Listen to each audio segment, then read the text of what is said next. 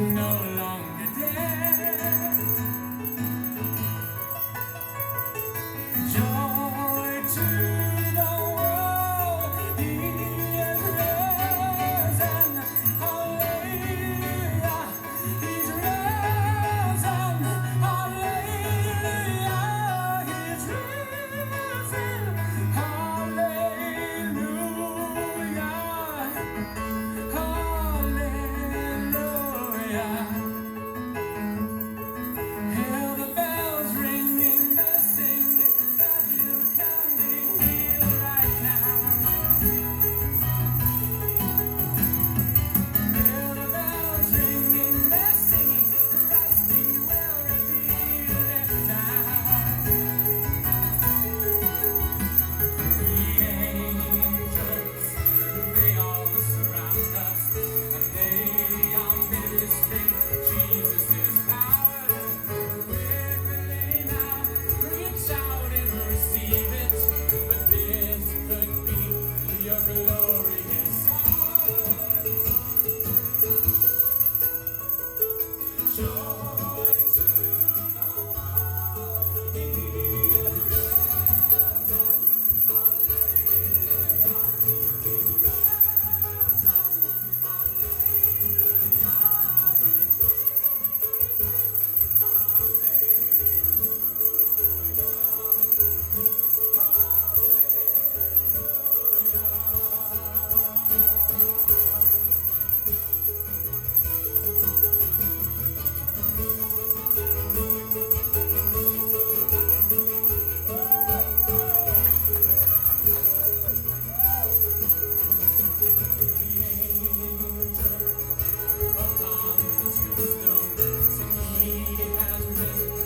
he's just as he said. Quickly now, go tell his disciples that Jesus Christ is no longer dead. Joy to the world, he is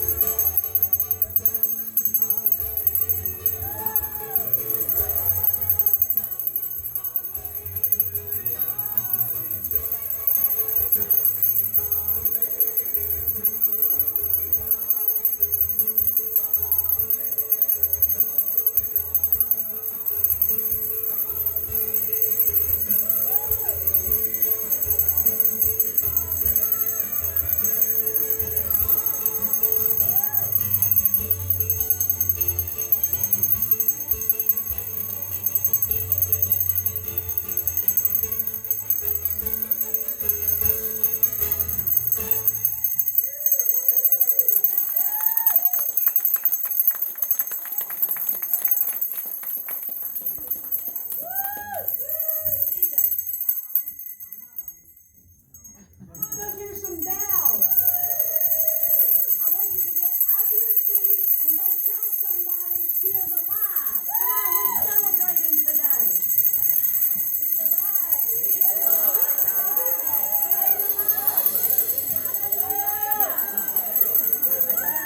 Hey, you ought to be happy in your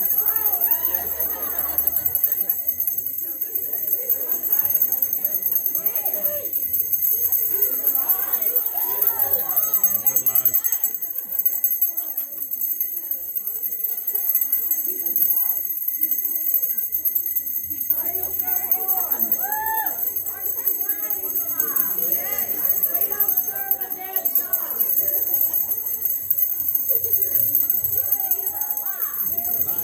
He's alive, Brother David.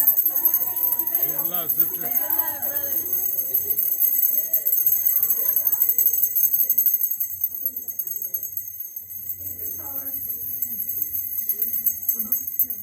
Y'all gotta ring your bell.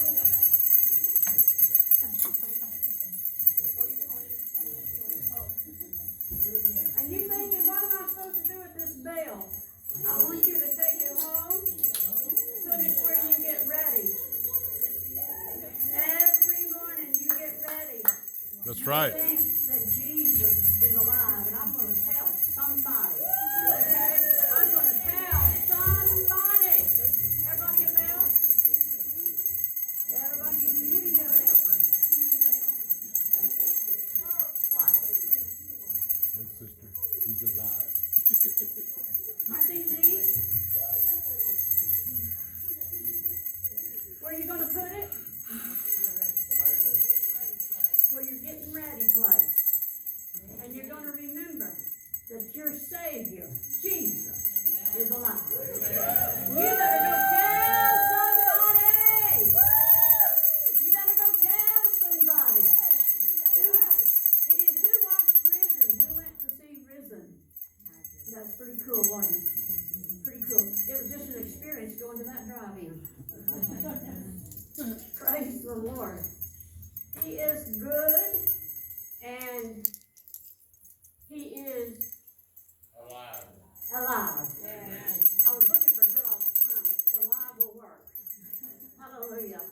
Let me get my high podium, we'll travel here.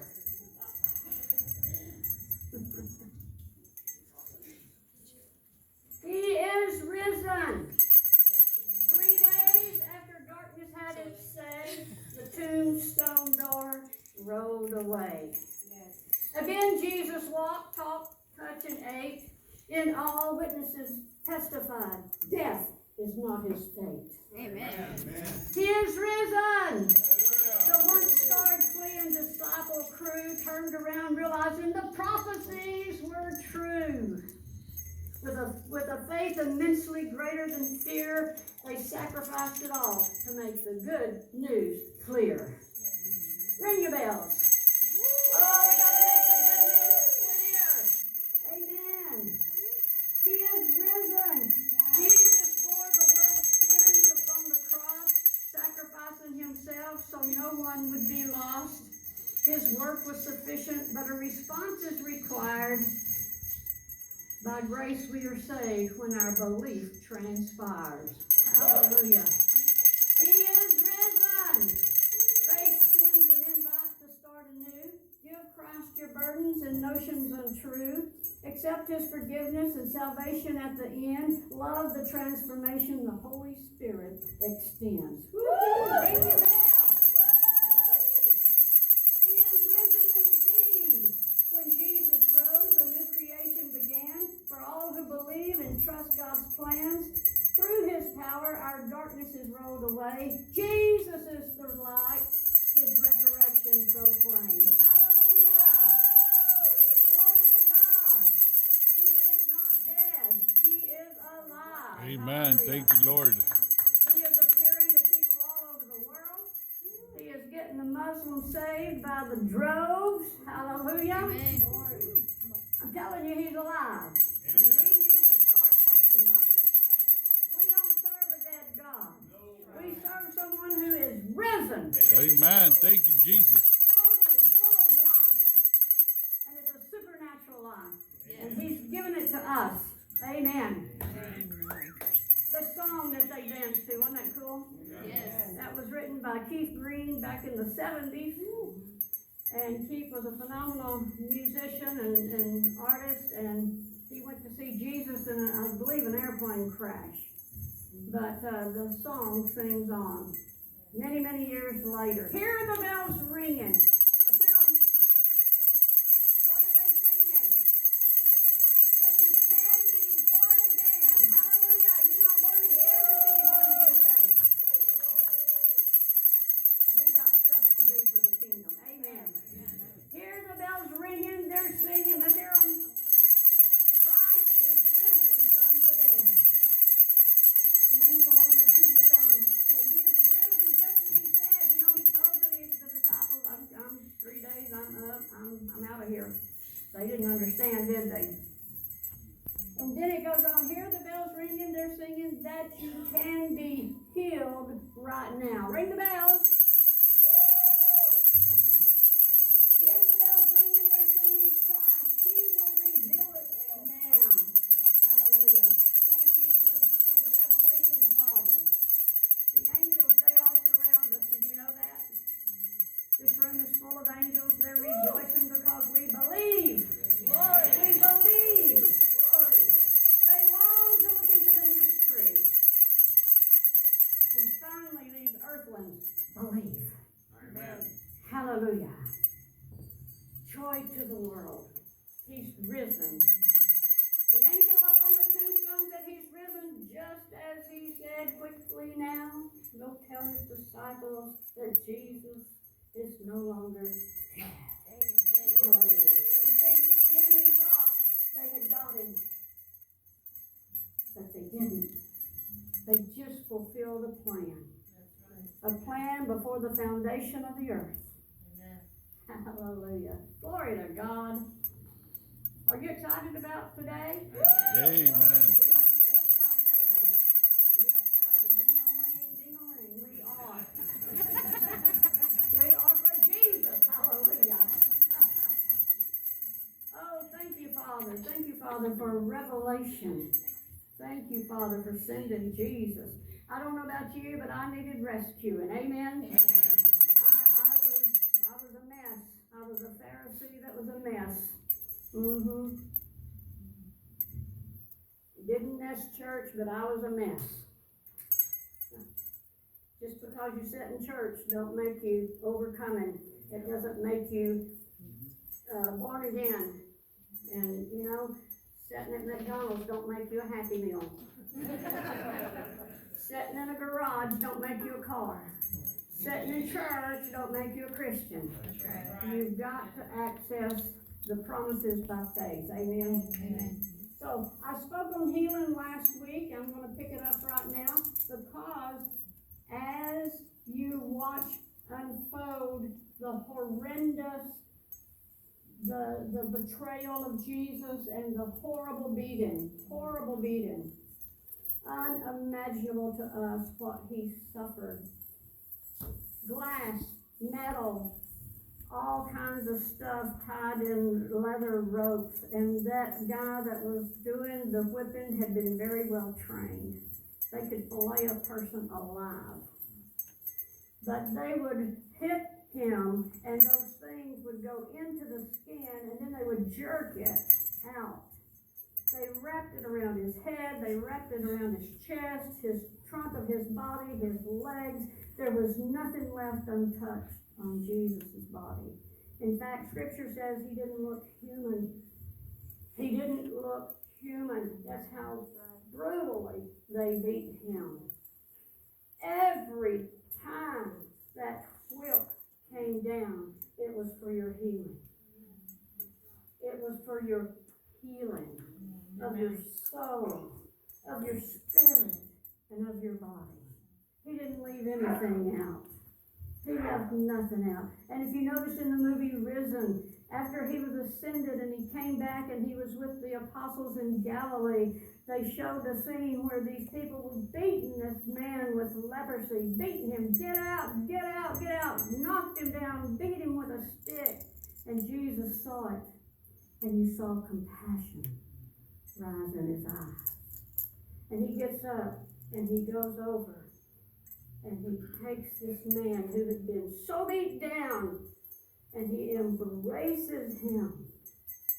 That was a no-no in the law, right? Oh, but our Jesus was a rebel. He did everything against the law. He spoke to women. He spoke to Samaritans. He healed on the Sabbath. Woo! Yeah, that's not Jesus. Radical is right. And in the movie, after he hugged this man and this man gets up, he turns around, he's totally healed. Totally healed. You see, Jesus not only died for our salvation, he was brutally beat, whipped for our healing. Body, soul, and spirit. All of it. Every bit of it. So we're going to look at healing again today. And I'm referring primarily to physical healing, although we could take this and go emotional healing. You know, we live in a fallen world. There's not many of us sitting in this room that haven't been emotionally traumatized. Amen? Amen. We've all gone through stuff. It's just stuff. We've all gone through it. And it's left scars on us. It's left wounds on us. Jesus was beat for that. Let me tell you what is a good practice for you to do. You can take communion at home every day. You can take it by yourself every day. And what I do when I do this, I sit, and in my imagination, I watch them drag him to the whipping post. And in my mind, I'm seeing him being brutally beat. And every time in my mind I see the man with the whip hit him, I say to myself, that was for my healing. That was for me. Paul said in 1 Corinthians 12, there's many of you here weak, and you're sickly, and you're dying because you don't rightly discern the body of Christ. What in the world was he talking about? He was talking about when we come and have communion, we're not discerning exactly what Jesus did. He did it that we might be healed, body, soul, and spirit. Everything. So when we discern what he did, then we can allow our faith to come up and reach out and take the promise and bring it back into our bodies and our soul. Amen? Amen. The ways we receive healing, last week we looked at, you can call the elders and have them anoint you with oil. You can have hands laid on you, according to what Jesus said. You're going to lay hands on the sick, and they will be healed. Not maybe so, not hope so. No, they will be healed. The prayer of agreement, where two come together, two or three come together, touching anything on earth. Would sickness be anything? Yes. Yes, touching anything on earth. When two or three come together in agreement. So the prayer of agreement, gifts of the Holy Spirit. So you're setting their mind in your own business. All of a sudden, whoa, got a download. Oh, Lord, I think, you want me to go lay hands on someone, right? Because all of a sudden, you're shaking, you're trembling, and maybe your hands are hot, maybe not. Maybe you just know that you know. Maybe nothing's manifesting on the outside, but you know that you know, and you better be obedient. That's called the gifts of the Holy Spirit. We move in those. Amen? This is a body of believers that's going to move in the gifts. Hallelujah. We're seeing trickles of it. We're going to see more of it. Amen. And some of y'all going, not me, not me. Oh, yes, you. The harder you resist, the harder you fall. I'm just going to say. I speak from experience. That's why I can say that. Speaking the word of faith is another way to get healed. Jesus said in Mark 11:23-24, it's in red in my version. If you say to this mountain, believe in your heart, be moved, it'll be done for you. Is that the word? Mm-hmm. Jesus said it. I guess we best believe it, huh? The word of God, it says in Psalms 107, verse 20, he sent his word and healed them. Man, we got all venues of healing here. Forgiveness. Jesus said when you're praying, first forgive anyone you're holding a grudge against so that your Father in heaven will forgive your sins too. Talking about healing and all that.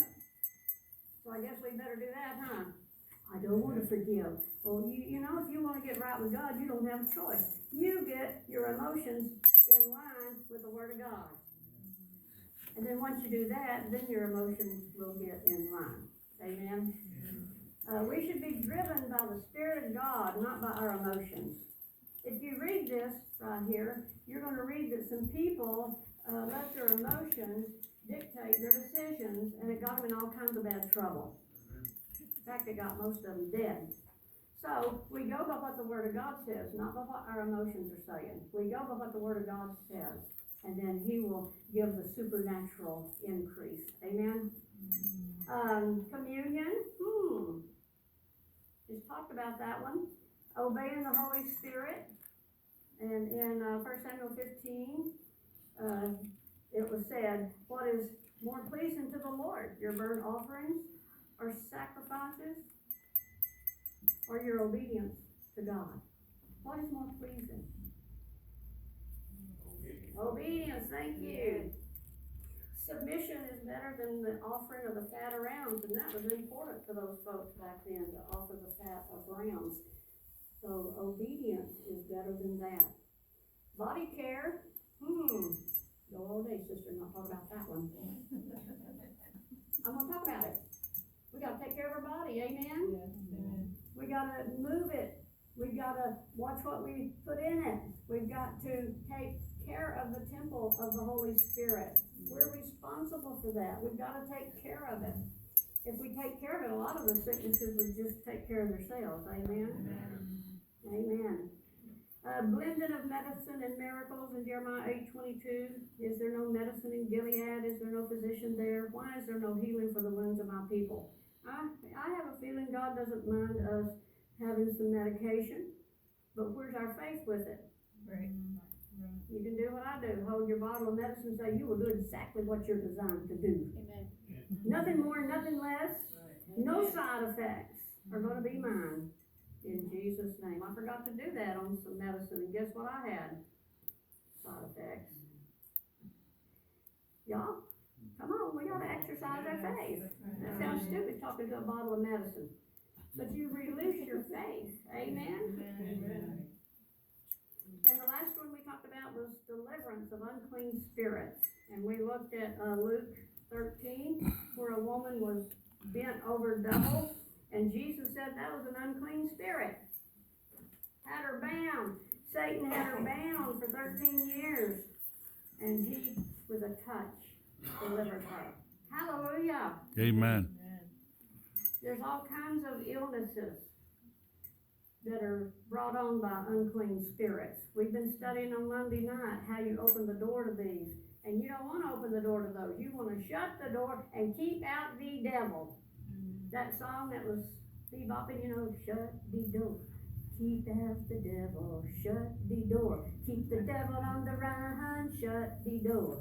Keep out the devil. I don't remember the rest of the words, but it's the principle. Shut the door. Keep the devil out. You open a door, he can come in and start afflicting your physical body. Hello? So we're going to keep the door shut, right? That's right. Okay, today, just going to kind of look at a few things. Is God able to heal me? Basically, when we are doubting, that's what we're asking. Is it right? That's right. We're saying, I don't know. He healed others, but I don't think he'll heal me. Is God able to heal me? What's the answer? Yes. Thank you.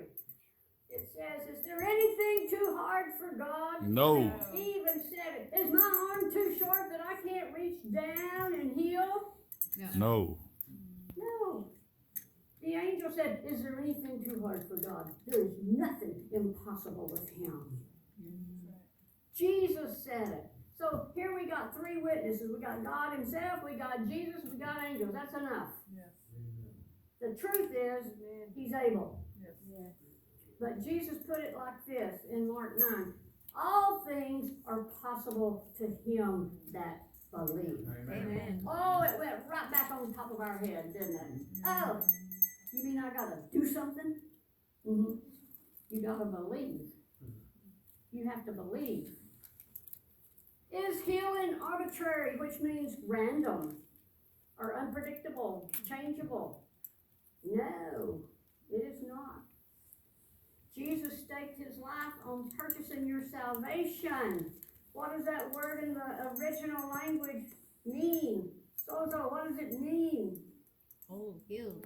Healed, delivered, and saved. Protected and provided for. That's what Jesus did for you when you said, yes, Lord, be mine. He saved you. He healed you. He delivered you. He's protecting you. And he will provide for you. Amen. That's Amen. covenant. Thank you, Lord. We have covenant. He was wounded for our transgressions. He was bruised for our iniquity. The chastisement of our peace was upon him, and by his stripes we are healed. Isaiah 53, verse 5. 1 Peter 2:24. He himself bore our sins on his body on the cross so that we might die to sins and live for righteousness. By his wounds you have been healed. Man, that's in the Old Testament and the New. Must be true. Sin is to the soul what sickness is to the body. That's a hard one, isn't it? Sin is the soul what sickness is to the body. When Jesus went to the cross, he became sin and sickness to death. He died so that we could become the righteousness before God and whole in our bodies. What does Jesus want to heal me? Yes. Thank you for your truth. Does Jesus want to heal me? Yes. Jesus perfectly represented the Father, did he not? He said, "You've seen me, you've seen the Father." Yes. Every time I think of that, it sounds like kind of on the Godfather. You've seen me, you've seen. Jesus said, "If you've seen me and how I behave and how I am doing, you've seen the Father's heart." Thank you for that. So what's the Father's heart? That we be healed, that we be set free, that we be loosed from our bondages, free to worship. You know, I'd never seen anybody raise hands in church. I slipped out and went to a Pentecostal church. Yes, I did. Come on. I'd never set foot outside of my church. No instruments. We're the only ones. Don't you dare smile. Don't you move. You come, sit down, you act very solemn and serious, and then you get up and you leave. That's the way I was raised. So I go to this Pentecostal church.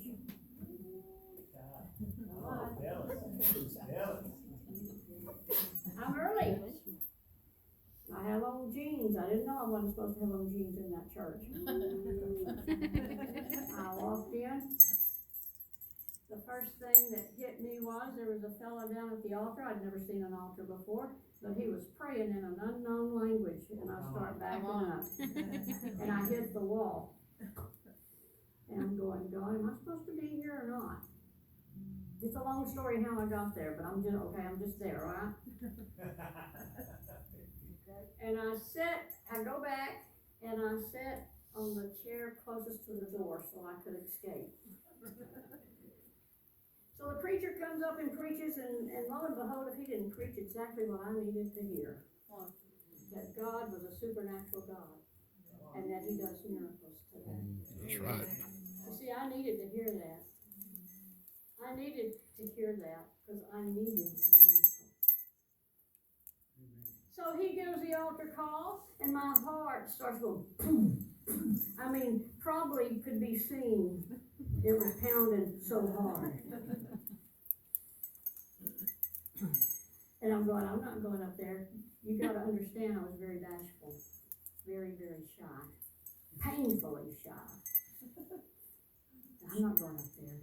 So he closed the altar invitation, gave the announcements, and then he stopped and had this funny look on his face, and he said, "I have never ever done this, but God just told me to open the invitation back up."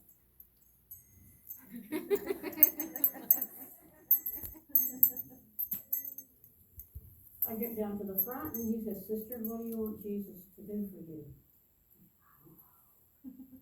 "Well, what do you want him to do?" I said, "I don't know. All I know is I want to do what he wants me to do. I want to be what he wants me to be, and I want to go where he wants me to go. That's all I know." He said, "Well, why don't you turn around and tell the church that one?"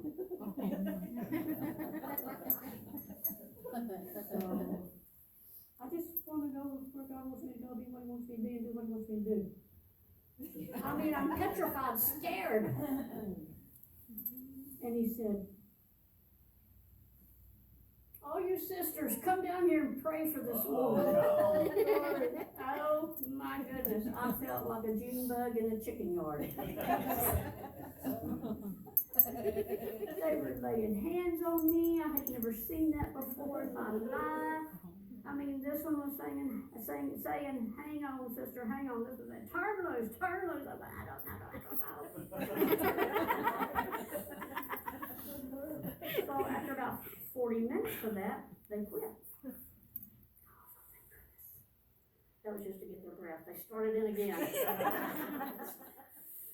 Finally, they quit. Well, now the preacher's going, "Sister, raise your hands." What? Raise I had never seen hands raised in church, okay? He said, no, raise your hands. Do you know my hands feel like 3,000? I got them up this high. He said, no, raise your hands. That was so hard to do. Come on, y'all understand where I'm coming from. I needed a miracle. Are you willing to die to self? Come on. Say, Lord, whatever it is you require of me, I'm going to do it. Whatever it is. And you know, it didn't kill me to raise my hands all the way up, although I thought I would die of mortification. Does he want to heal us? Yes. Yes, he does. You see, I had so many wounds. I needed a miracle. Well, nothing happened that day. Nothing. Or that night. It was not. I drove back home. The next morning was Sunday. I went to my safe church. And I felt strangely happy. You understand, I was chronically depressed. No hope, no joy, no nothing. Hopeless. I felt strangely happy. Sunday school was awesome. The church service was great. And then I was leaving, and this woman that I had actually led to Jesus was there, and she stopped me. She said, oh, please pray for me. My life, and just went into detail. Her life was a mess. And I said, I will pray for you, meaning in private, by myself. Got it? And so, I get my kids, they're little. I get them in the car, 3 of them, and we're going home to Dunn. Live at Dunn. And I thought, by the time I got past the cemetery a little bit, I thought, oh, I told her I was going to pray for her. So I'm driving and I start praying. All of a sudden, all I can tell you is this. It's like my head went, popped open, and this hot stuff went down here, popped back up, out of my mouth came another language. I am freaked out. Freaked out. I'm going, oh my word. And I mean, it's just rolling. And I get to Dunn, I get the kids out of the car. The kids, go to your rooms, don't bother me for a little bit, okay? Just go to your rooms. I run to the other end of the house. I shut the door, get down on my knees, and I say, Lord, was that you? And out of my mouth came a different language. Can I tell you, my life has never been the same? Amen. Never the same. Healed. Come on. Healed. Thank you, Jesus. Does he want to heal us? Yes, he does. Look at him being beat to a bloody pulp. Yes, he wants to heal you. That's right. He doesn't go, oh, let's see. I think I know that one. Yeah, we're going to do that one. Let's do that one. Oh, not those over there. He doesn't do that. He heals all that come to him. Listen, read it in here. Read it in here. He did not say you do 5 steps and then I'll heal you. He did not qualify anyone. He said, I will. Because they came and said, can you heal me? Amen. He said, yes. That's the Jesus we serve. He's willing. Come on. Amen. Now we know that every person that came to him was healed without fail. Come on, read your word. It's in there. No one was rejected. No one turned away. It says in Scripture, Acts 10, you know Jesus of Nazareth, whom God anointed with the Holy Spirit with power, how he went about doing good and healing all. You know what all means in the Greek? All means all. Just saying. All who was oppressed of the devil, come on, who causes sickness? Thank you. Who causes sickness? Devil. Does God cause it? No. No. He does not. Even though I've heard people say, well, God just put this on me to teach me. Well, I'm sorry, that ain't the God I serve. The God I serve doesn't do that. The God of this world does that. Lucifer, the devil, will put sickness on you and make you think God is teaching you something. How convenient. Jesus said the devil's come to what? Steal, and destroy. He came to kill your faith, destroy your faith. He came to just wreak havoc in your life. But Jesus came to give us life, and life abundantly, to the full, overflow. If Amen. it's not full and overflowing, it ain't Jesus. Come on. You don't need the gift of spirit of discernment to tell. If it comes to kill, steal, and destroy, it's of the devil. If it comes to give you life and life to the full, it's of the Lord. Come on. Amen. It's easy, isn't it? It's not a test. Those are the two things right there. Okay? Pass the test when the devil tests you.